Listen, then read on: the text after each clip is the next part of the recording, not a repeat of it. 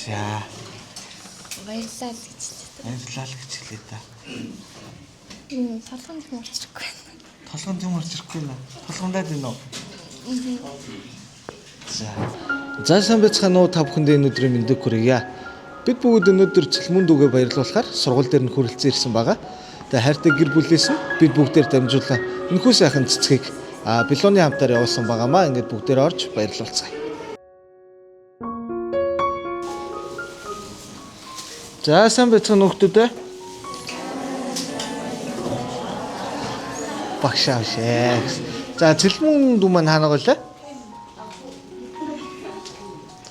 За сайн байна уу? Ингээд дахин цэцэгт мэлчилгээ компаниас явж байгаа. За тэгээд энэ хүү цэцгийг энэ хүү Белоны хамтаар явуулсан байгаа. За хинээс гэж бодож байна? Ээж аваас. За цэцэг болон Белоныхын хамтаар нэгэн мэлчилгээг бас ээж хоёр нь явуулсан байгаа. Ахын чамд мэлчилгээг нь уншаад өгье за. Хүсэл мөрөөдлөөрөө жигүүрхийн хүний орчлон дааж жаргалтай амьдраарай. Хайртай бүхэндээ баяр хөөр бэлэглэн хан харваг инээ дээрээ чимээрээ төрсөн өдрийн минь төргий ээж аваас нь гэсэн байгаа шүү зэ.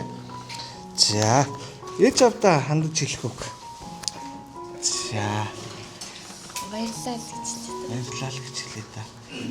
Өөрөө хэлэх үг байна. Толгойн юм орчихгүй байна. Толгойн юм орчихгүй нэ. Толгондаа дийнэ үү? За хэдүүлээ найзынхаа бас тортыг хүлээлгээд гоё дуудуулаад өгдөг үү?